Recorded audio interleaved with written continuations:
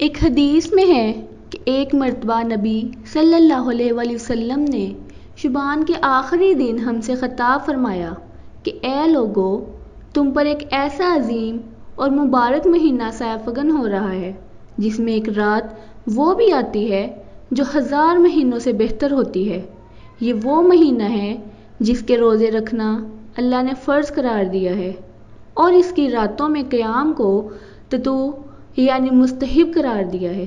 جو شخص اس مہینے میں خیر کا کوئی ایک کام کر کے اللہ کا قرب حاصل کرے تو یہ ایسے ہے جیسے اس نے کسی دوسرے مہینے میں فرض ادا کیا ہو، اور جو شخص اس مہینے میں ایک فرض ادا کرے تو یہ ایسے ہے جیسے اس نے کسی دوسرے مہینے میں 70 فرض ادا کیے ہوں۔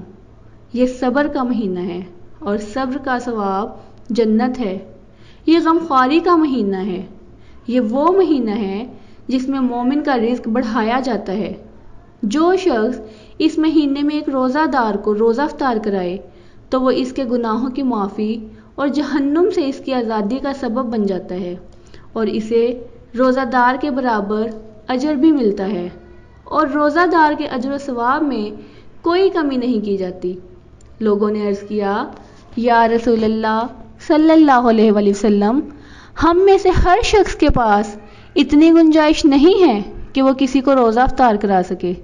نبی علیہ السلام نے فرمایا، اللہ تعالیٰ یہ ثواب اس شخص کو بھی عطا فرمائے گا جو کسی روزہ دار کو ایک کھجور، پانی کے ایک گھونٹ یا دودھ کے ایک گھونٹ سے روزہ افطار کرا دے۔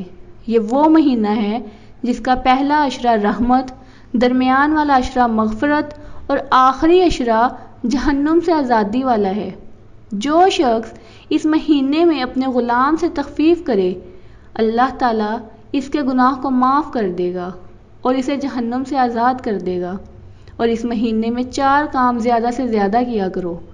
2 کام وہ ہیں جن سے تم اپنے رب کو راضی کر سکو گے، اور 2 کام ایسے جن سے تم مستغنی نہیں رہ سکتے۔ چنانچہ وہ 2 کام جن سے تم اپنے رب کو راضی کر سکو وہ یہ ہیں: اس بات کی گواہی دینا کہ اللہ کے علاوہ کوئی معبود نہیں، اور اس سے اپنے گناہوں کی معافی مانگو۔ اور وہ 2 کام جن میں سے تم مستغنی نہیں ہو سکتے وہ یہ ہیں کہ تم اللہ سے جنت کو طلب کرو اور جہنم سے اس کی پناہ مانگو۔ اور جو شخص کسی روزہ دار کو روزہ کھولنے کے لیے پانی پلائے، اللہ تعالیٰ اسے میرے حوض سے اس طرح سے راب کر دے گا کہ وہ آئندہ کبھی پیاسا نہ ہوگا۔ جزاک اللہ۔